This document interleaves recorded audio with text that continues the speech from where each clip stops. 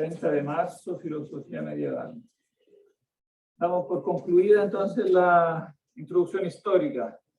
No sé si había quedado alguna última pregunta o duda pendiente de eso, en general de la introducción. ¿Sí? Yo tengo una pregunta más bien como general. ¿Por qué en este curso no se habla de los filósofos romanos? De los filósofos romanos, como Cicerón, por ejemplo. Ah, sí, es una buena pregunta. Pero la respuesta es muy práctica, o sea, no hay mucho tiempo. Claro, porque nosotros ya tenemos en este ramo cubrir teóricamente desde Aristóteles, desde que termina Aristóteles, hasta el siglo XIV. Son como, ¿cuántos años son? Son como más de 1500 años. Es cierto que hay unos siglos que son más deprimidos, que tienen menos producción, pero digamos que son muchos años, ¿no? Comparado con cualquiera de los otros cursos, por ejemplo, el de Antigua que tiene Platón y Aristóteles, Moderna son como 3 siglos, ¿no? Aquí tenemos muchos siglos, y si bien algunos siglos, claro, son más débiles, pero hay otros que son en cambio bastante amplios. Entonces, lejos, claro. Ahora, sin embargo, Cicerón, yo aconsejo mucho leerlo para los que tengan ganas, porque Cicerón es el mejor resumen que tenemos de la filosofía helenística. Porque como decíamos la vez pasada o antepasada, de la filosofía helenística nosotros tenemos fragmentos, ¿no? Pero en cambio de Cicerón tenemos obras enteras, y Cicerón leía las obras enteras. Y Cicerón era uno que pensaba. Entonces, digamos, los resúmenes que él hace no son así una cosa mecánica. Él resume, pero reflexionando. No es, claro, no es un genio hacia la altura de Platón, Aristóteles, pero era un tipo que pensaba. Entonces, sus resúmenes son buenos, son lúcidos, van al punto de las cuestiones. Es una lectura muy interesante la de Cicerón. Más o menos, ¿en qué escuela podríamos clasificar a Cicerón? Ya viéndolo como un periodista.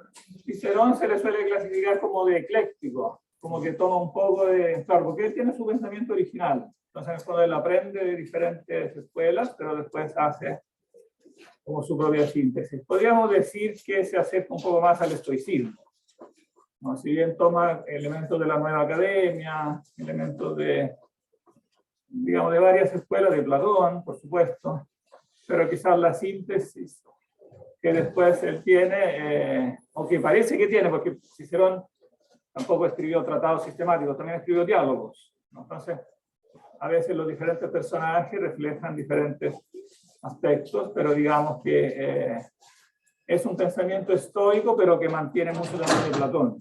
Por ejemplo, él en su obra principal, que es así, lamentablemente está fragmentaria, la República de Cicerón, obviamente está imitando a Platón, ¿no? Está imitando la República de Platón. Así el sueño de Escipión, con el que, por ejemplo, él termina la República, es claramente una inspiración de Platón, el viaje al más allá, ¿no? Que digan finalmente los motivos últimos que pueden motivar también la vida política, ética, práctica, son metafísicos, ¿no? Es el horizonte del más allá, ¿no? Que claramente está inspirado en Platón, ¿no? Quizás más aún que en los estoicos. Entonces hay un poquito una síntesis de eso. De manera que es una lectura muy, muy aconsejable, la de Cicerón, y es fácil de encontrar. Está todo traducido, obviamente, es fácil de encontrar. Bien. Vamos a pasar directamente a nuestras fuentes. Vamos a leer un poquito del Génesis hoy y vamos a comentarlo un poco utilizando a Platón. Vamos a comentar un poquito el texto del Génesis, el relato de la creación, con el tratado de Platón, que era un poco el trabajo que hacían los filósofos judeo-cristianos, ¿no? O sea, ellos, judeo-helénicos, judeo-helenistas, ¿no? Como Filón, por ejemplo, comentar, o sea, tomar el texto de la Biblia y mostrar cómo eso se compatibiliza, en el fondo, con lo que decía en la filosofía griega, en particular Platón. Bien. Vamos a partir compartiendo el texto del Génesis. Ahí debería compartirse, ¿no? Bueno, Génesis yo le puse siglos 12, 15 antes de Cristo. Dijimos que el siglo de la redacción que tenemos nosotros es el último, el siglo, digamos, siglo V. O sea, la época de la dominación persa, ¿no? Es el rey persa que le ordena también a los judíos, como a otros pueblos, poner por escrito, redactar sus propias leyes. Como este texto del Pentateuco, los primeros 5 libros de la Biblia hebrea, eran para los judíos la ley, la Torá, entonces ellos redactaron efectivamente el texto de la Torá en esta época, pero se remonta a tradiciones orales muy anteriores.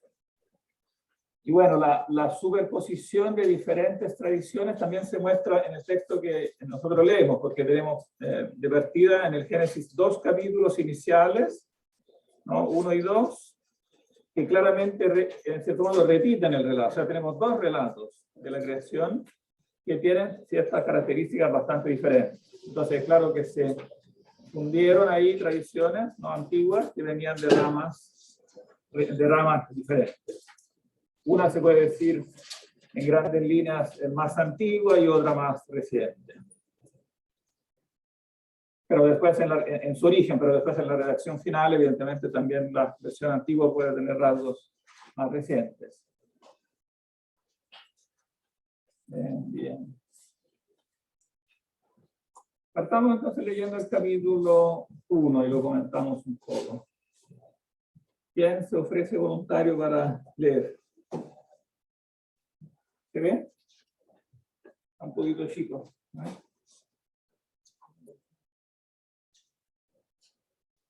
Las fotos las pongo. ¿Ah? Esconda la cámara. Ahí, lo pongo abajo.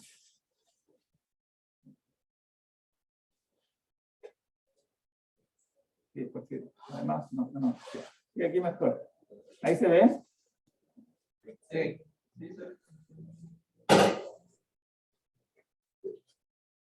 Si quieren pueden hacerlo por turno, leer un verso cada uno y partir de acá, leer un verso cada uno, para no cansarse. ¿Quién parte? ¿Quiere partir tú de acá? ¿Leo del 2? No, del 1. El 1 es el más importante. En el principio creó Dios los cielos y la tierra. Pues yo. Sí, vamos como así. Como... Sálele un poco el zoom porque se corta la línea roja. Ah, ya. Va. No. No.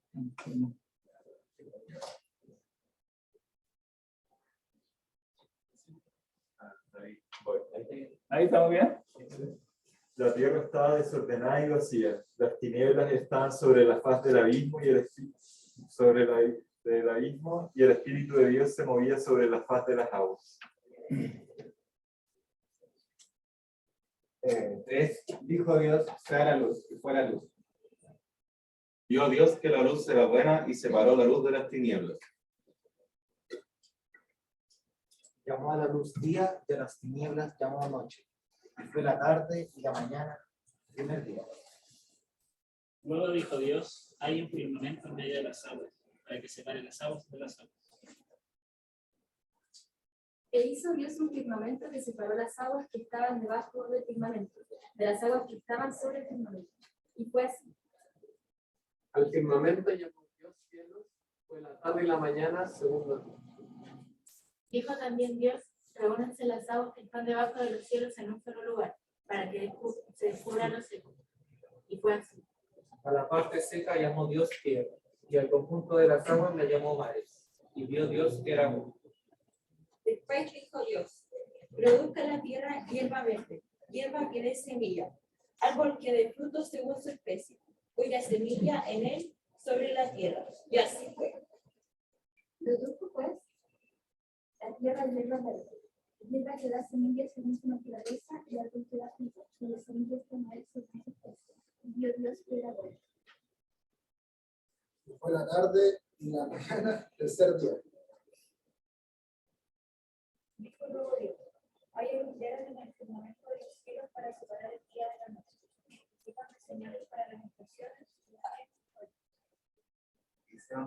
lumbreras en el firmamento celeste para alumbrar sobre la tierra. Y fue así.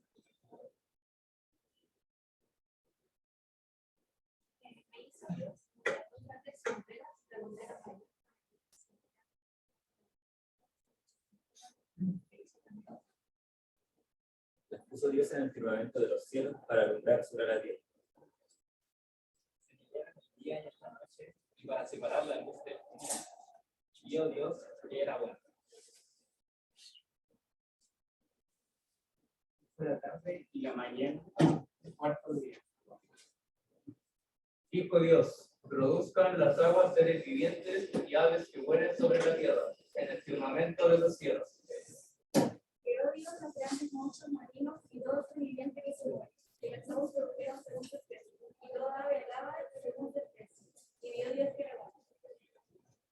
Lo dijo Dios diciendo.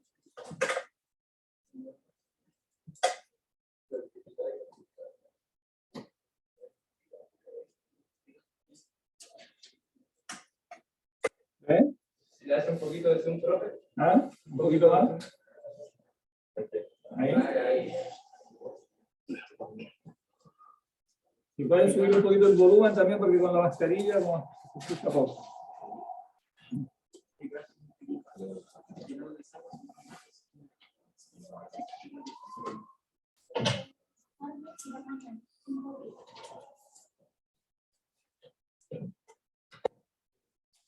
Luego dijo Dios, produzca la tierra seres vivientes según su especie, bestias, serpientes, animales de la tierra según su especie.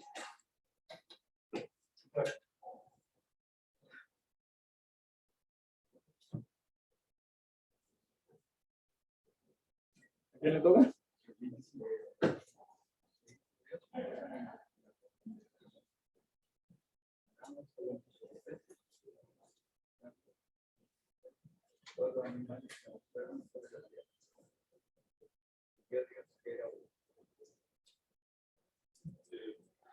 Entonces dijo Dios, hagamos al hombre a nuestra imagen, conforme a nuestra semejanza, y tenga potestad sobre los peces del mar, las aves de los cielos y las bestias, sobre toda la tierra y sobre todo animal que se arrastra sobre la tierra. Y creó Dios al hombre a su imagen, a imagen de Dios lo creó. Varón y hembra los creó. Los bendijo Dios y les dijo, fructificad y multiplicaos, llenad la tierra y someterla, ejerced potestad sobre los peces del mar, las aves de los cielos y todas las bestias que se mueven sobre la tierra. Después dijo Dios, mirad, os he dado toda planta que da semilla, que está sobre toda la tierra, así como todo árbol en que hay fruto y da semilla. De todo esto podréis comer. Pero a toda bestia de la tierra, a todas las aves de los cielos y a todo lo que tiene vida, y se arrastra sobre la tierra, y les doy toda planta verde para comer. Y fue así.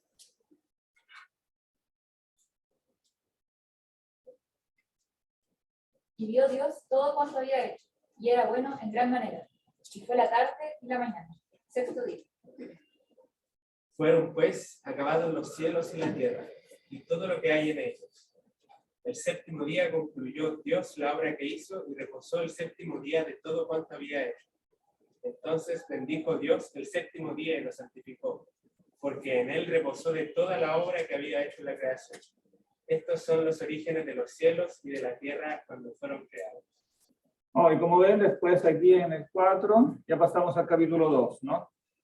En 2.4, 2.5 empieza otro relato de la creación, ¿no? En el día, aquí termina, empieza otro, ¿no? El día en que hizo Yahvé Dios la tierra y los cielos, no había, etcétera, etcétera, ¿no? Un relato. ¿Cómo? ¿Lo leemos o...? Todavía no. Solamente hago notar acá la diferencia en el nombre de Dios, ya que tenemos aquí el nombre, ¿no? Yahvé Dios, o sea, Yahvé sería Yahvé Elohim. Aquí yo anoté el nombre en hebreo, ¿no? Dios, Elohim. Creo Dios. El nombre Elohim es un nombre genérico de Dios, que indica la divinidad, ¿no? En cambio, Yahvé es ya un nombre más específico, o sea, el Dios de Israel. Es Yahvé, el nombre propio de este Dios en particular, que finalmente se dirá es el único Dios, ¿no? Pero porque tiene un nombre, se le da un nombre específico. Eso ya es una marca, aparte que son dos relatos claramente diferentes, pero además se diferencian por el nombre de Dios que se usa, ¿no? El primero, Elohim, Dios en general, y en este cambio podríamos poner Yahvé, Elohim. O sea, ese Dios que es Yahvé, ese Dios especial que es Yahvé, ¿no? Entonces, por eso la llaman después los críticos alemanes que empezaron esta como investigación filológica en el siglo XIX, la tradición yavista y la tradición eloísta, como dos tradiciones. Después hay otras, está la teoría, digamos, más tradicional que se impuso en el siglo XIX, que es la teoría de las cuatro fuentes. Pero no vamos a entrar en tanto detalle de eso porque es muy enredado. Hay claramente diferentes redacciones, ¿no? Pero después ir a ver cuál es cuál, digamos. Pero aquí en este relato es bastante fácil ver cuál es cuál. Aquí hay dos que se yuxtaponen. Después veremos por qué una se puede considerar más antigua o más sencilla y la otra más sofisticada, más, podríamos pensar, más moderna, ¿no? Entonces más, yo diría, colocable entre los siglos finales, como siglo VI, siglo V. Bueno, ¿cuáles son los elementos filosóficos que hay detrás de esto? Porque este evidentemente es un texto teológico-filosófico, ¿no? Que no es lo normal de los géneros literarios de la Biblia, ¿no? La gran parte de la Biblia, ¿qué género? O sea, o al menos de la Torá, que es la parte, como el núcleo antiguo central de la ley judía, ¿qué género literario más bien tiene? ¿Qué parte de la Torá? ¿El resto? ¿Cómo? ¿Qué parte? ¿O el Génesis? Digamos, del capítulo, de los siguientes capítulos del Génesis hasta el final del Pentateuco. Fíjense que todos estos nombres que usamos hasta ahora para la Biblia son nombres griegos, ¿no? Cuando decimos Génesis, evidentemente es una palabra griega, ¿no? El nacimiento de las cosas, ¿no? Pentateuco significa como cinco pilares, que son como los primeros 5 libros. En hebreo el Pentateuco es lo que se llama la Torá, ¿no? En Génesis se llama Bereshit, toma nombre de la primera palabra, en el principio, ¿no? En el principio Bereshit. Entonces, pero ¿cuál es el género literario de la Torá en general? O sea, de todos estos primeros 5 libros. ¿Una crónica, una historia del pueblo de Israel? Claro, es más bien narrativo. Es un relato que narra en el fondo la historia de Israel partiendo de Abraham, en el capítulo 12 del Génesis, ¿no? Los primeros 11 capítulos, en cambio, son todos estos relatos que se refieren a los orígenes y que tienen evidentemente un género literario distinto, ¿no? ¿Por qué es distinto? ¿Por qué se podría decir que? ¿Por qué es distinto? Igual tiene forma de relato, ¿no? O sea, si uno toma relato de la manera más amplia, también es un relato, no es un tratado filosófico. Ambos son relatos, pero son relatos que pertenecen a géneros diferentes, porque estos primeros relatos de la creación, ¿qué diferencia tienen con los relatos sobre la historia de Israel, la primitiva historia de los patriarcas? Estos son más mitológicos. Claro, podríamos utilizar esta etiqueta, estos primeros, ahora tenemos que sin embargo definir qué entendemos con esto, ¿no? Claro, podríamos aplicar esta etiqueta de mitológico a los primeros 11 capítulos y a los que siguen los podríamos llamar con otra etiqueta, así como para entendernos, porque después esta etiqueta obviamente cada uno un poco se la gira a su manera, pero vamos a tratar de definirlas, ¿no? ¿No era de lo que están hablando la otra clase? De que había en algunas partes de la Biblia los textos que eran de relato narrativo, de los más históricos, como historia. Sí, lo que pasa es que lo histórico entra en lo narrativo. O sea, lo histórico es una forma de narración. Pero ¿qué entendemos exactamente con histórico? ¿Qué entendemos con mito? O sea, todos son de algún modo relatos porque, repito, no tienen la forma del tratado filosófico. ¿Sí? ¿Puede ser que tenga algo que ver con los proverbios? O que sea como... No solo eso, pero además también... Pero ese otro género diferente. Claro, los proverbios... Hay libros en la Biblia que tienen un género que sí podríamos llamar más filosófico, sapiencial, se le suele llamar, porque son como sentencias filosóficas, generalmente morales, ¿no? Sentencias morales, políticas, ¿no? Generalmente tienen un significado práctico. Hay partes que son más especulativas, pero la mayoría tienen peso práctico, ético, ¿no? Y entonces, sí, esos son los libros que podríamos llamar filosóficos de la Biblia. Tradicionalmente se llaman sapienciales, una tradición sapiencial, un poco más tardía en general. ¿Sí? ¿Por qué no lo podemos llamar mitológico? O sea, yo igual veo hartas en la casa con el relato, por ejemplo, del escudo de Aquiles en Homero, que en el fondo... Pero en Homero, pero Homero yo no lo llamaría mitológico. ¿Cómo? El género literario de Homero yo no lo llamaría mitológico. La materia de Homero no es mitológica, yo le pondría otra etiqueta para diferenciarlo. No es lo mismo cuando un poeta griego, por ejemplo, Hesíodo, te habla del origen de los dioses, por ejemplo, en la Teogonía, ¿no? En la Teogonía te dice, primero estaba Uranos, después vino que la tierra, etcétera, se casaron. Ese tipo de relato es diferente a decir los griegos viajaron a Troya y la conquistaron. Claro. ¿Cuál es la diferencia? En el relato, por ejemplo, del escudo de Aquiles, se relata no la creación de los dioses, sino la creación del mundo. Que es más o menos lo que sucede. Tú te refieres a lo que se narra dentro del escudo. Ya, ahora entendí. Sí, sí. Claro, eso tiene otro género que es diferente al del relato de la Ilíada como tal, ¿no? Es un género dentro del género del relato del escudo. Pero, ¿por qué no le podemos llamar mitológico a eso? O sea, ¿qué difiere del mito? Es que lo que se narra en la Ilíada en general, no en el escudo, el relato de la Ilíada en general no es mítico porque tiene una base en la historia. O sea, tal como el relato de Abraham tiene una base en la historia, así el relato de Aquiles, ¿no? Es verdad que los griegos viajaron, más allá de lo que le pasó exactamente a Aquiles, el contexto es histórico, se dan detalles históricos, ¿no? Es como una historia contada de otra forma. Generalmente, con todas las discusiones que eso provoca, generalmente eso se le llama leyenda. Leyenda, ¿no? Que no es algo contrario a la historia, como a veces se piensa así en el lenguaje, se usa en el lenguaje común, ¿no? Como que es a veces usamos eso. No, eso es una leyenda para decir que no es verdad, que es un invento, que es una fake news. No ese es el sentido, diríamos, más académico, digamos, de leyenda, ¿no?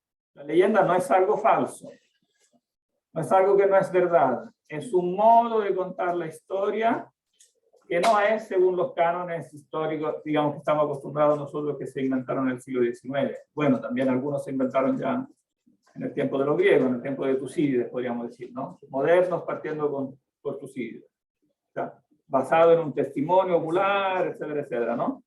Entonces, ni el relato de Aquiles ni el relato de Abraham son relatos basados como directamente en un testimonio ocular, en una crónica.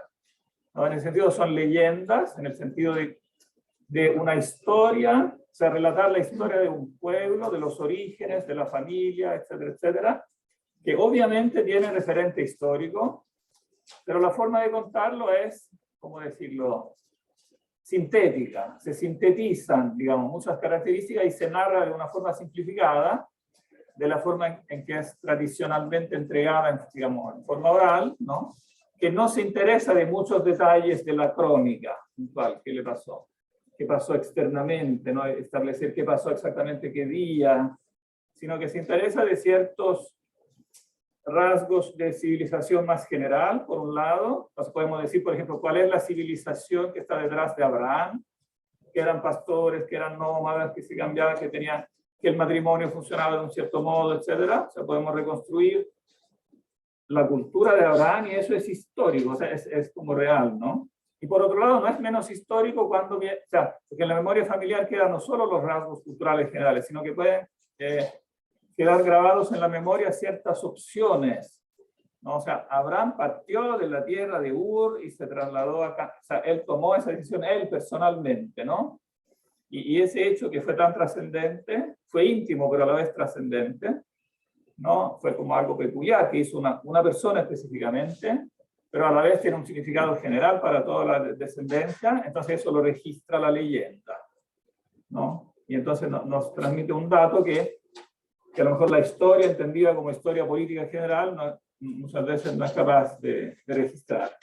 En ese sentido sabemos más de Abraham que del faraón tal, del cual tenemos las epígrafes oficiales, pero nada de lo que él pensaba como, no, o que optaba, digamos, de sus pensamientos, de sus opciones, que solo a lo mejor la familia pudo saber. Pero sí la leyenda registra eso. Entonces, digamos, no es que uno sea más real o menos real, es otra forma de contar que, digamos, que pone en evidencia diferentes aspectos.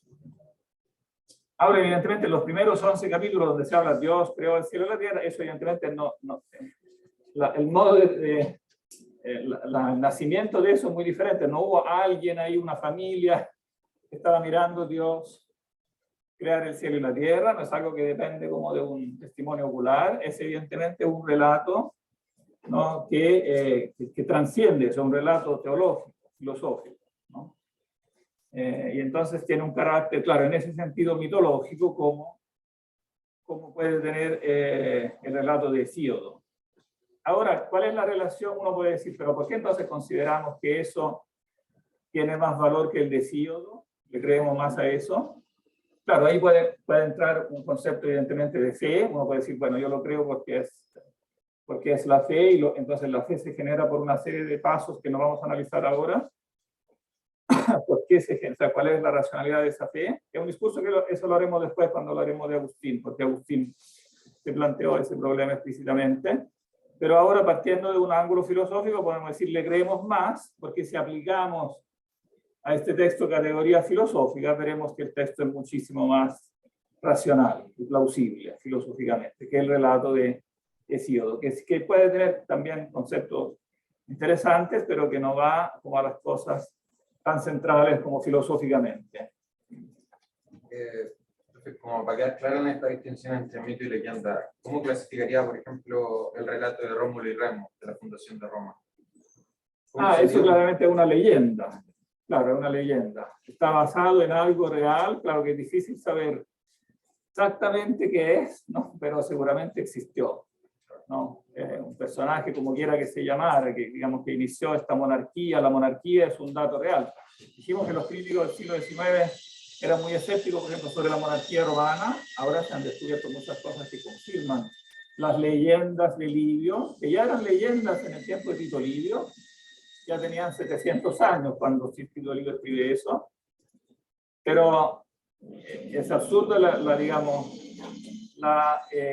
actitud del crítico alemán moderno que dice, yo sé más que Livio, que leía las tradiciones más antiguas. Es absurdo, ¿no? O sea, dice, yo sé lo que pasó, no lo sabían las leyendas. Pero bueno, claramente saben más, aunque lo cuenten de una forma diferente, ¿no? Y creo que ya para ir avanzando, entonces podríamos decir que los primeros 11 libros del Génesis son de género mitológico o cosmogónico, por ejemplo. Claro, mitológico, cosmogónico. Es que lo cosmogónico es parte esencial de lo que yo propongo llamar aquí lo mitológico.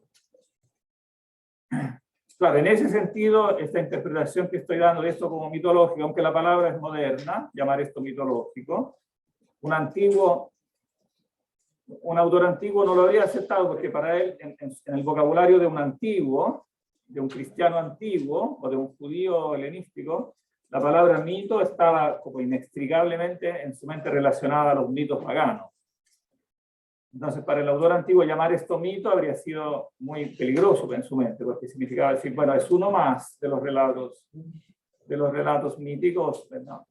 Evidentemente, la intención era mostrar que si bien tiene características en común, no es un relato más, no tiene una coherencia, tiene una racionalidad. Aparte, digo, el discurso de la fe, ¿no? Pero en sí mismo tiene como un significado filosófico superior y por eso se está aceptando como relato verdadero. En este sentido, tiene mucho que ver con lo que Platón mismo, o sea, la distinción que pusieron los judíos helenizados y los cristianos después, helénicos, tiene mucho que ver con lo que Platón llama el relato verdadero, o sea, el mito verdadero, ¿no?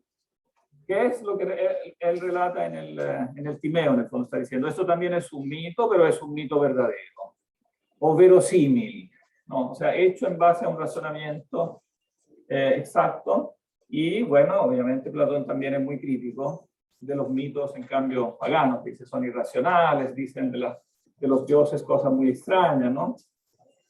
Ahora los modernos dicen, bueno, claro, dicen cosas extrañas, también se pueden entender de otro ángulo, también dicen cosas interesantes a veces, ¿no? Pero, digamos,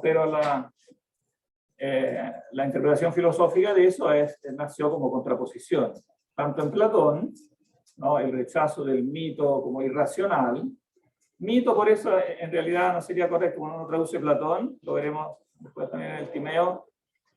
Sería equivocado, yo creo, traducirlo con la palabra mito. Donde Platón dice mitos, sería más exacto decir relato, porque precisamente él contrapone un relato como menos racional a uno más racional. Ambos son relatos, ¿no? Pero uno tiene más que ver con la racionalidad, con la verosimilitud. Será, dice él, un relato eikos, verosímil, ¿no? Semejante a lo verdadero. Después veremos la terminología más exacta en el Timeo. Bueno, el primer verso yo lo puse en mayúscula porque es el más importante. Aquí está como la noción clave, ¿no? ¿Cuál es aquí la noción clave? Que Dios es el creador. Claro, que Dios es el creador. Baraj es el verbo que usa el texto hebreo, crear. Que es interesante que es un verbo que solamente se le aplica a Dios. Porque eso de crear también evidentemente es una acción que puede sonar ambigua, porque también los seres humanos hacemos cosas. Crear básicamente significa hacer, ¿no? Pero, claro, el hecho que se le aplique a Dios marca, y no solo aquí, sino que en toda la Biblia hebrea, solamente este verbo para se le aplica a Dios. Y el verbo refleja también el número y el género, es un masculino singular, que, digamos, a pesar de que los gimes son plurales. Después veremos por qué eso es interesante. Profesor, ¿Sí? parece que el verbo baraj tiene relación con el crear ex nihilo, con el crear de la nada. Por eso solo se le atribuye a Dios, porque como pasaba en los griegos también no tenían un verbo para crear, sino que ocupaban el producir. El demiurgo produce formas, pero no crea la materia. No hay creación ex nihilo. Solo la creación ex nihilo está solo presente desde este tipo de texto. Sí, pero ya que hiciste esta distinción, entonces agreguemos inmediatamente que la fórmula técnica de la creación ex nihilo evidentemente no está aquí y es propia del judeo-helenismo. O sea, es en la época helénica que surge como terminología técnica. Aquí se podría decir que está la intuición de eso, pero la formulación técnica recién estará en la época helénica, porque los griegos serán los que proporcionarán el vocabulario técnico. Okay. Por eso seleccioné un poquito, vamos a saltar a un texto que seleccioné más abajo. El segundo libro de los Macabeos, un libro narrativo histórico, propiamente tal, la historia de la rebelión judía del siglo II antes de Cristo contra el rey Antíoco de Siria, ¿no? Estamos en el año como 160, más o menos, antes de Cristo. Es el contexto de una guerra, entonces no es un contexto filosófico, sin embargo, de pronto aparece un pasaje filosófico que tendrá una importancia absolutamente central. Estamos en el capítulo 7, el tirano, o sea, el tirano se le llama en el texto, o sea, el rey Antíoco, el rey de Siria, quiere matar a los que son los jefes de la rebelión, a no ser que abandonen su ley, ¿no? Entonces él trata de convencer a estos 7 hermanos macabeos que abandonen la observancia de la ley para en el fondo aceptar la cultura helénica, ¿no? Y como no lo logra convencer, se dirige a su madre, pensando que la madre era el sujeto más adecuado como madre para salvar la vida, y que entonces la mamá se va a enternecer, se va a conmover, ¿no? Y todo lo contrario, la mamá no se enternece para nada, o sea, sí se enternece, pero la decisión que toma finalmente es en vez de tratar de salvarle la vida, la mamá pronuncia una exhortación al martirio, los exhorta y les hace todo un discurso, y un discurso además filosófico. Entonces es muy interesante este discurso que hace la mamá, Y aquí, sobre todo interesante para nosotros, porque aparece aquí esta famosa fórmula filosóficamente precisa, o sea, que crea de la nada, literalmente de las cosas que no son. Veamos esto, entonces. Leamos todo el discurso de la mamá, que es interesante. ¿Quién quiere leer? Tendría que ser una mujer. Realmente. ¿Quiere leer? Yo no sé cómo ustedes aparecieron en mis entrañas. No fui yo la que les dio el espíritu y la vida, ni la que ordenó armoniosamente los miembros de su cuerpo.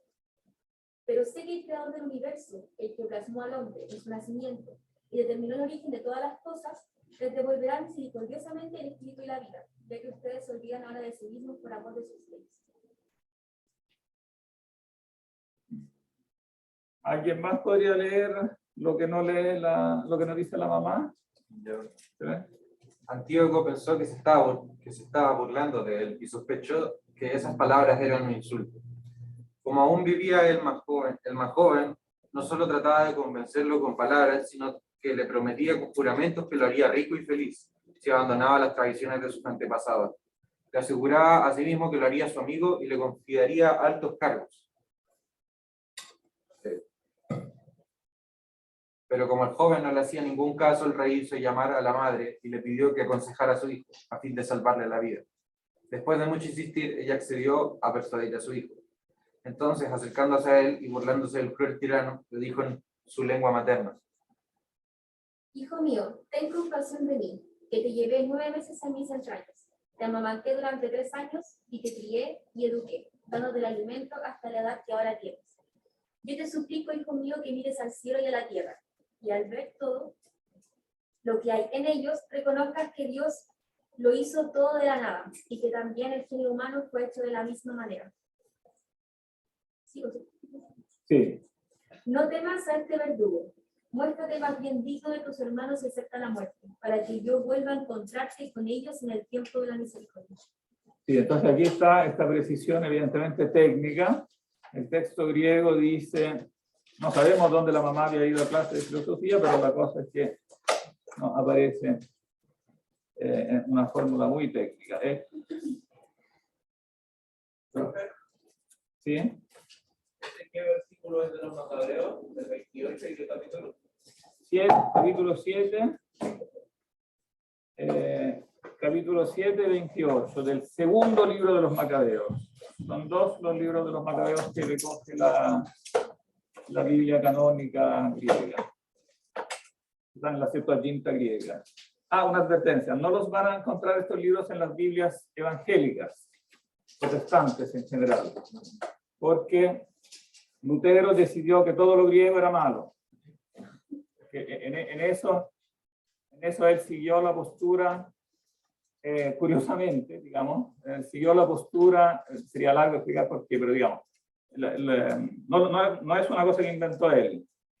En el siglo I del cristianismo, en el primer siglo cristiano, cuando los cristianos ya empezaban a ser más numerosos que los judíos, hubo como una reacción de los judíos más conservadores que fijaron el canon de la Biblia y un poco en oposición a los cristianos, entonces dijeron, no, estos cristianos en el fondo son contaminados con cultura griega. Entonces nosotros para mantener la ortodoxia vamos a excluir todo lo griego de la Biblia, vamos a armar una Biblia que sea solo hebrea. Por último con algo de arameo, pero nada de griego. Entonces todo lo griego fue sistemáticamente digamos, excluido. También no solo libros, hay libros enteros como los de los Macabeos y los de sabiduría, los que nosotros son filosóficamente los más importantes. Y también hay partes de libros, por ejemplo, agregados al libro de Daniel, agregados al libro de Esther, que son agregados griegos, y por lo tanto los rabinos de esta reunión que tuvo lugar por el año 75, 80, los excluyeron de la Biblia. Y después Lutero como que retomó esta actitud de decir, muchos siglos después, de decir que como lo griego es demasiado filosófico y por lo tanto no ayuda a la fe, como que tiene que ser excluido. Hay una postura un poco antifilosófica que un poco era una reacción quizás al exceso de filosofía que había entrado en esa época, en los siglos anteriores, el siglo de los 13, 14, 15, esos siglos que en la escolástica cristiana, la filosofía y la teología especulativa toma un desarrollo tan amplio como para parecer exagerado, y ser en algunos casos, efectivamente, exagerado, ¿no? Entonces, Lutero en la Reforma Protestante reacciona diciendo, toda esta filosofía al final lo único que hace es confundir, se transforma en un debate académico entre la gente que sabe, y la fe de los simples no gana con eso, al contrario, pierde, ¿no? Y tenía evidentemente parte de verdad eso, ¿no? Pero lamentablemente también un poco votó, como se dice, con el agua sucia, también votó el bebé, finalmente, ¿no? Y claro, quitarle la filosofía significa, digamos, para el cristianismo es una operación complicada. Y quitarle el griego es una operación un poco extraña, porque si ustedes consideran que el Nuevo Testamento está en griego, entonces él no podía, como los rabinos, quitar el Nuevo Testamento. Todo lo contrario, pues se dedicó a traducir el Nuevo Testamento, Lutero, etc. Pero queda, al menos en el protestantismo tradicional de los primeros siglos, esta como actitud un poco antifilosófica. Después los protestantes modernos han ido superando eso, a partir del siglo XIX, y ahora yo diría que solamente sobreviven en algunas partes, digamos, en algunas iglesias, pero en la mayoría, y en general los protestantes que ustedes pueden encontrar como cultos, que son teólogos, filósofos, etcétera, en general volvieron a hacer las paces con la filosofía. Pero hubo un momento, un tiempo en que estaban como en guerra con la filosofía. Dice Lutero que Aristóteles, por ejemplo, es algo así como el anticristo, es como un adversario como mortal de la... Y repito, eso no era totalmente equivocado, porque efectivamente esa filosofía podía llegar a ahogar también lo importante finalmente. Cuando se exagera en el desarrollo de algo, sobre todo en la filosofía, se arriesga a ofuscar lo básico, que es más importante. Bien. Bueno, entonces aquí este concepto, esto evidentemente es un exégesis. Lo que está haciendo aquí la madre de los macabeos es una exégesis, una explicación, una interpretación del texto del Génesis. Claramente ella tiene en mente el texto del Génesis y lo está como enunciando, agregándole algunos detalles, y evidentemente este es el más importante, de las cosas que no son. Después veremos también cuál es el peso filosófico de esta fórmula exactamente de las cosas que no son. Bueno, y esto, entonces, que dice el Génesis, interpretado de esta forma técnica, precisa, la creación de la nada, es, yo diría, el concepto más importante de toda la filosofía cristiana, por lo tanto, de toda la filosofía, digamos, no solo medieval, sino que antigua, medieval y moderna, de toda la filosofía cristiana, es marcada por este concepto básico de la creación de la nada.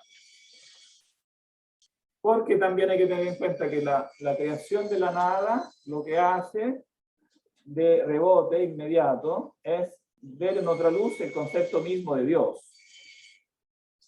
O sea, es muy diferente un Dios que crea de la nada a un Dios que necesita un material preexistente para crear, ¿no? Evidentemente un Dios que necesita un material preexistente para crear, que es básicamente alguien que ordena, ¿no? Que aparece en todos los relatos míticos de la creación de toda la humanidad. No solo de los pueblos del Antiguo Oriente, sino que de todos los pueblos, de los chinos, de los americanos. En todos los pueblos hay un Dios que ordena. Y entonces una situación de un caos, por ejemplo, eso que dice acá, es un concepto muy antiguo, que la tierra estaba desordenada y vacía. Tohu vabohu, dice el texto hebreo con una fórmula curiosa, aliterante también. Con una vocalización como en U, que un poco indica esta tiniebla, este caos, esta idea del caos, que está evidentemente en la mitología griega, pero no es propio únicamente de la mitología griega, es un concepto universal. Esta idea es una intuición básica de la mente humana, que hay un paso del desorden al orden, y que este paso es guiado por alguien, porque el mundo funciona después en base a leyes reconocibles, en base a leyes de la naturaleza, ¿no? La fórmula leyes de la naturaleza es moderna, pero la idea que está detrás es muy antigua, ¿no? Algunos dicen que es griega, pero evidentemente es mucho más antigua, ya la tenía todos los pueblos antiguos tienen esta idea, ¿no? Que hay un Dios, ¿no? Alguien que con la razón no ordena, y las cosas son ordenadas. La palabra misma cosmos significa eso, ¿no? Orden.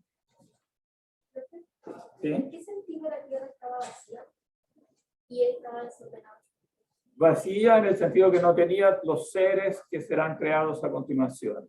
La tierra, o sea, está como el material básico de la tierra, ¿no? Pero no están los seres que vendrían a continuación, ¿no? Todos los que va a crear Dios a continuación en los 6 días. En el sentido estaba vacía. Y vacía todavía, por supuesto, del hombre, que será como después la etapa más perfecta de la creación, ¿no?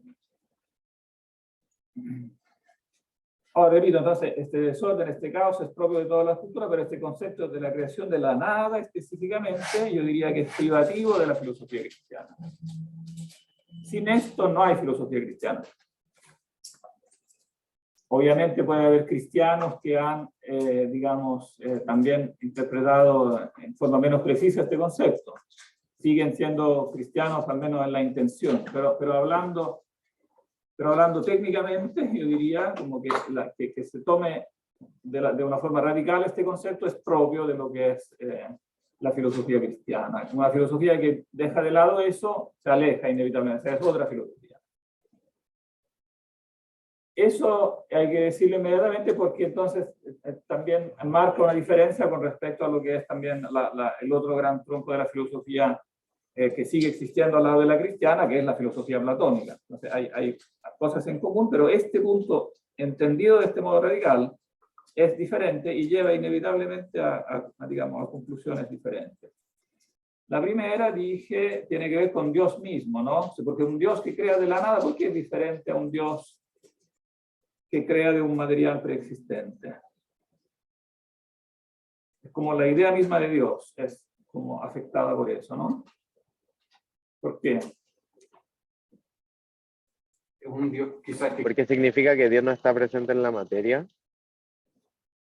Que Dios no está presente en la materia, ¿sí? ¿Y eso qué significa? Porque Dios es anterior a la materia, pues. Es anterior a la materia, pero ¿a qué te refieres con no está presente? Pero, de que Dios es inmaterial. La frase de comienzo.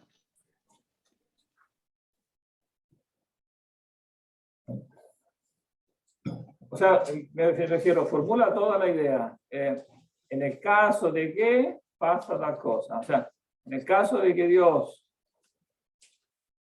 crea por un material preexistente, eso significa... Es que en el caso de que Dios crea con un material preexistente, significa que la materia es anterior a Dios. Y si Dios crea de la nada, significa que la materia es, por decir, una creación de Dios y Dios no está presente en la materia. Pienso específicamente en Agustín.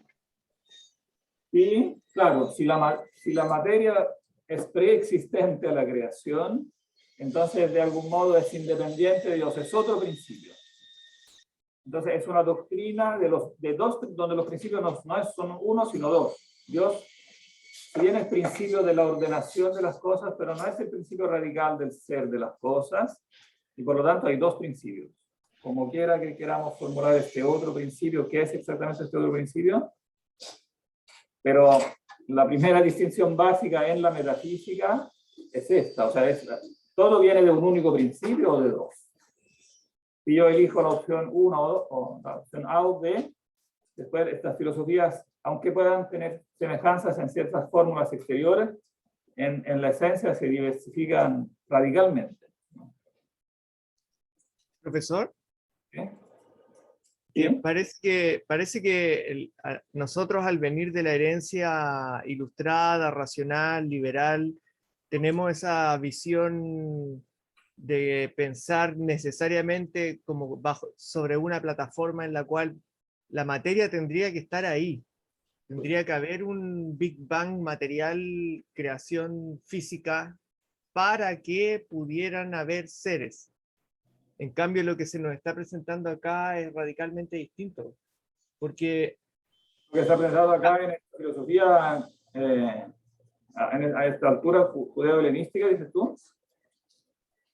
Claro, claro, en toda esta mixtura también, porque el tipo de creación al que se nos está narrando acá incluye que Dios crea y esos seres que son criaturas y esa especie como de mundo que crea, desde ahí va a aparecer recién la experiencia de la materia. Los seres, las criaturas de Dios tienen la experiencia de la materia. Sí, La materia no es algo de por sí, no es algo en sí, sino que es algo que necesariamente experimentan las criaturas. Es una experiencia de las criaturas. No es algo preexistente en sí. No sé por qué dices esto, no, porque aquí claramente está diciendo que las cosas vienen al ser antes de las criaturas sencientes y antes de la criatura racional que es el hombre. Las cosas son creadas por sí. No es que dependan de la experiencia de las criaturas racionales.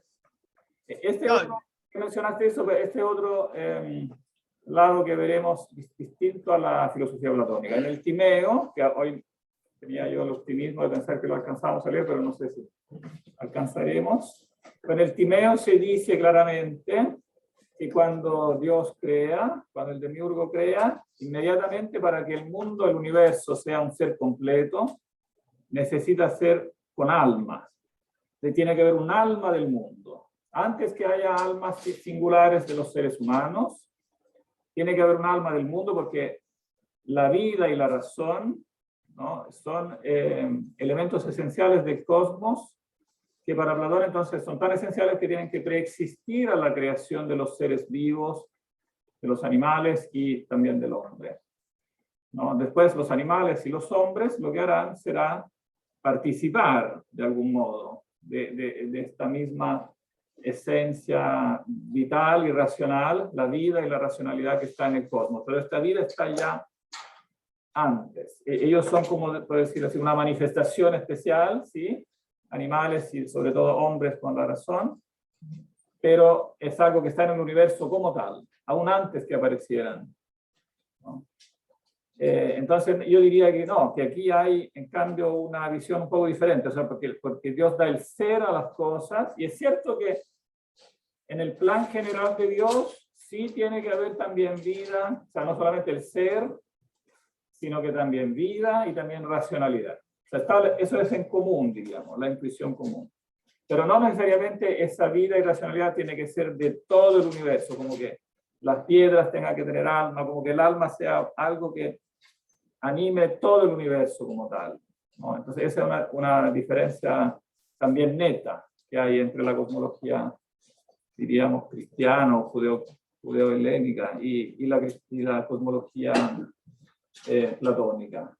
Volviendo al Big Bang, yo diría que el Big Bang concuerda con esto, o sea que las cosas llegan de algún modo al ser, ¿no? Y contrasta con contrasta con la visión física anterior, que no conociendo el Big Bang tendía a pensar más bien, la filosofía tradicionalmente, que el universo era, la filosofía pero también la física, que el universo era algo eterno, que siempre había estado ahí, porque no había indicio de que hubiera llegado a ser, pero la física moderna mostró que había llegado a ser.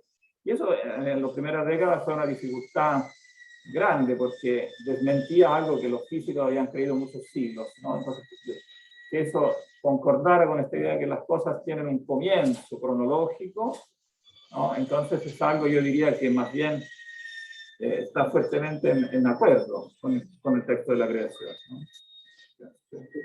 Siempre he opinado, o sea, siempre he sentido una cosa más o menos así que con respecto al Big Bang, que la teoría del Big Bang en general concuerda perfectamente con la idea de génesis cristiana. Al menos no la del orden, del caos al orden, sino la posterior de la creación del sigilo, tiene mucho sentido. Entonces no se le contrapone realmente como totalmente como la idea del universo eterno, ¿no? Claro. Calza perfectamente con eso. Claro.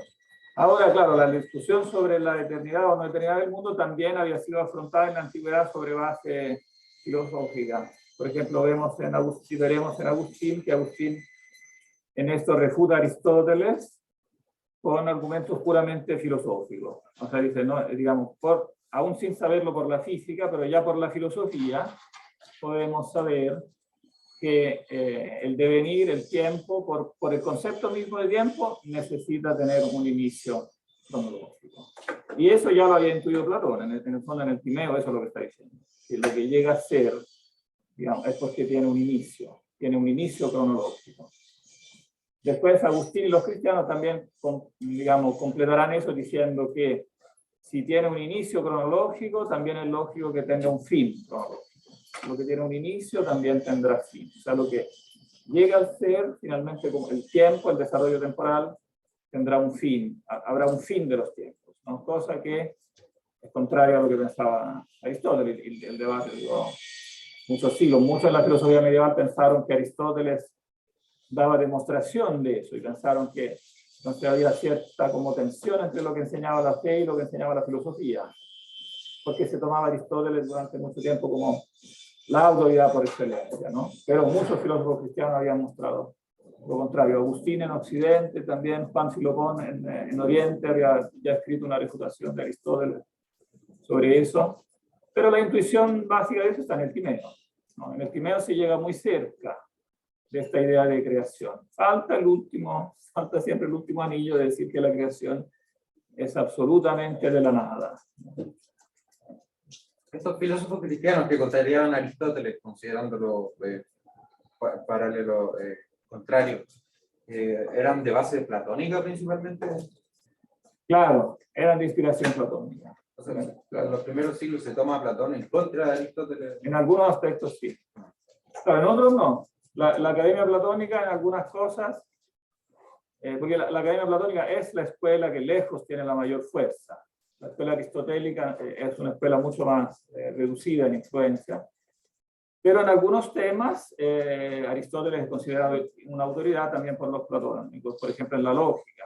Por ejemplo, el alumno que entraba al currículum de filosofía de la Academia Platónica, igual ciertas materias como la lógica tenía que estudiarla en Aristóteles. De manera que las enseñanzas, o sea, ciertos libros de Aristóteles fueron incorporados al currículum de la Academia. Pero otros siempre quedaron como perenne discusión, y después esta discusión fue heredada por toda la filosofía medieval. Digamos, pues. ¿Estaría correcto entonces determinarlos como principios coexistentes, materia y Dios? ¿Cómo? Como principios coexistentes, materia y Dios, con respecto a experiencias. ¿O no sería una interpretación correcta? No entendí la pregunta, un poquito más fuerte. Si Dios y la materia se podría extraer de esto, ¿y son principios coexistentes? De esto no, lo que se extrae de esto es lo contrario, o sea que uno es o sea, en el principio creó Dios, como que esa es la afirmación de base, que hay un principio, ¿no? Claro, es un principio, si tú quieres aquí cronológico, pero después evidentemente esto rebota también sobre un principio ontológico. En el principio, o sea, no había algo antes como preexistente, sino que este concepto del caos primordial pasa a segundo lugar. O sea, no es preexistente, sí es verdad que hay un caos primordial, porque Dios crea de una manera, podríamos decir, también evolutiva, como que las cosas vienen una después de la otra, no son creadas todas el mismo día, ¿no? Son estos 6 días que hacen que, entonces eso también muestra como un embrión de la historia de la evolución de los seres, que después tendrá en la época moderna, se leerá como una contraposición, pero porque se lee el texto, o sea, si tú lees el texto de forma literalista, ¿no? Entonces tiene la consecuencia que este texto entra en guerra con la teoría de la evolución, porque si tú dices que crea literalmente en 6 días las cosas, entonces eso no calza con la teoría. Pero tú puedes evidentemente prescindir de ese literalismo y ves que en el texto está de forma muy como embrional, pero está ya la idea de la evolución. Y de eso así lo interpreta Agustín. La interpretación de Agustín es bastante, en ese sentido, evolucionista en el sentido, digamos, metafísico de la palabra, no en el sentido darwiniano de cómo se produce la evolución, que esa es una discusión que no es filosófica, digamos, una discusión más como de ciencia natural, que cómo podemos saber de cómo se formó, digamos, de cómo se desarrolló la evolución, ¿no? Pero que hay una historia de la, digamos, que unos seres siguen a otros, eso ya lo dice claramente Agustín en el Tratado sobre el Génesis. Yo tenía la duda en el versículo 26 del Génesis. ¿Qué dice entonces dijo Dios, hagamos al hombre a nuestra imagen, no a mí? Ah, claro, eso es muy interesante. Produjo una larguísima discusión. Claro, es uno de los versículos más importantes. Bueno, estamos diciendo que este Elohim es un plural. Es un plural, ¿no? Entonces, evidentemente, hay en general en la Biblia hebrea, ¿no?, rasgos que muestran una evolución, o sea, que la idea del monoteísmo no es que apareció como de un día para otro. No, porque la intuición inmediata del ser humano es que hay una multiplicidad de fuerzas divinas. Y hasta que eso se organice en una visión como monoteísta, pasa tiempo, ¿no? Y bueno, la propia Biblia hebrea, el Antiguo Testamento, es testimonio de esta lucha, ¿no? Es uno de los temas clave, la lucha continua, ¿no?, hacia el monoteísmo y la continua tentación de mucha gente dentro también del pueblo hebreo de pensar en una multiplicidad de dioses, ¿no? Como la palabra Elohim es una palabra que indica Dios genéricamente, ¿no? Entonces es lógico que nace de una concepción politeísta y que después se va concentrando más tarde en un monoteísmo, en la fe monoteísta. Ahora, algo, sin embargo, de que hay una multiplicidad en Dios se reflejará después en la doctrina de la Trinidad. De manera que en la filosofía cristiana este plural, canónicamente, tradicionalmente, se interpreta como un reflejo de la Trinidad. O sea, que el hombre está hecho a imagen de Dios y más específicamente a imagen de la Trinidad. Hay algo en el hombre que es trino. Eso lo desarrollará fundamentalmente Agustín. Pero ya estaba en el embrión de eso, como siempre estaba en Platón. Ya Platón dice que hay una tripartición del alma, ¿no?, que hay tres fuerzas del alma, que después Agustín corregirá en parte, pero esa idea de la multiplicidad, ¿no?, que entonces que en Dios y por reflejo en el hombre, si bien hay una unidad personal, también hay una multiplicidad y en particular una Trinidad, quedará fundamental. Decirle cortito, ¿no?, que ya estamos en la hora y parece que se van a decir ahí todo. Ah, sí. Sí, no quería dejar de decir algo muy importante que aquí, en estos últimos 30 segundos, no es difícil, pero muy importante. ¿Le puedo hacer una pregunta? Hay varias... ¿Ah? Una pregunta cortita. ¿Ya? Como Elohim es plural, la idea de principio, de Dios como principio, no se tiene que como decir que hay más de un principio primero que la materia. Sí, aunque sea plural, sigue siendo el principio. Sigue siendo el principio, claro, pero como repito, es como una evolución. En el tiempo en que el escritor nos da la redacción final, él claramente ya es monoteísta. El verbo, repito, el verbo barar es un masculino singular, ¿no?, a pesar, repito, de que el sustantivo está en plural. Y entonces eso significa que el escritor claramente está pensando en un único Dios, pero mantiene recuerdo de esta como multiplicidad antigua. Pero lo otro que quería decir, aunque sea en 30 segundos, es el otro aspecto metafísico esencial. Habría dos en realidad, pero como tenemos poco tiempo voy a decir uno. Esta insistencia como una especie de como de estribillo, ¿no? Al final de cada etapa, de cada día, se dice que era bueno. Dios creó, Dios dijo y llegó al ser y Dios vio que era bueno. No, se dice como se insiste en eso cada vez y al final se termina diciendo que el conjunto de todo eso, ¿cómo era? No solo bueno, sino que era muy bueno. El conjunto de todo eso era muy bueno. No, era bueno, aquí traduce en gran manera. Era bueno en gran manera. Eso que podría parecernos obvio, no es nada obvio. Aquí se está precisamente contraponiendo a lo que serían las consecuencias de una doctrina de los dos principios.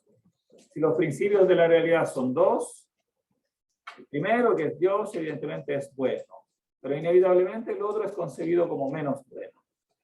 Entonces se concibe que en la creación hay un elemento como intrínsecamente malo. O sea, que como que nace de algo ya de partida viciado. Eso lo dice muchas veces Platón, por ejemplo. Entonces, que última pregunta que hacer, teniendo una visión de conjunto, si sumamos todas las cosas buenas que creó Dios, tenemos un conjunto de cosas que es aún más bueno que las cosas por separado. Claro, Es decir, que porque el conjunto de las cosas reflejan... más bueno que las cosas por sí mismas por separado. Claro, porque el conjunto de las cosas reflejan la bondad de Dios de un modo mucho más perfecto que cada ser tomado singularmente, ¿no? Entonces, todos los seres son buenos, pero el conjunto es muy bueno. Y eso es obvio, porque a lo mejor lo aprendemos de niño, etcétera. No es para nada obvio, y es la otra como característica básica que marca la filosofía cristiana, que depende directamente del concepto de creación y de creación de la nada. El universo creado, todo lo que vemos, el universo existente es bueno, fundamentalmente bueno, a pesar de que después se contamina con el mal, por los motivos que veremos, pero fundamentalmente es bueno, no nace como algo, como en principio defectuoso. No, entonces ese es un concepto absolutamente que quedará fundamental y marca toda la filosofía cristiana, judeo-helénica y cristiana. Bien, parece que nos van a estar, así que traten de leer el Timeo también, la parte que yo subí como antología, y voy también a subir otro trozo con la ayuda de Agustín, vamos a subir otro trozo del Timeo que también es muy, muy importante. ¿Sí? ¿Cómo?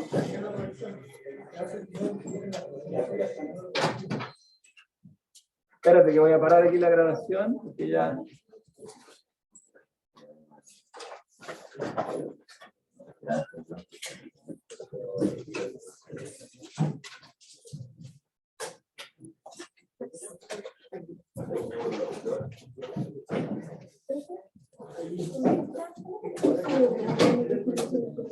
Espera un segundo que voy a cerrar la clase porque no, ahora está minimizada y no sé cómo cerrarla. Póngase para cerrar. Póngase para cerrar la clase que ahora está. Ah, ponemos la cámara.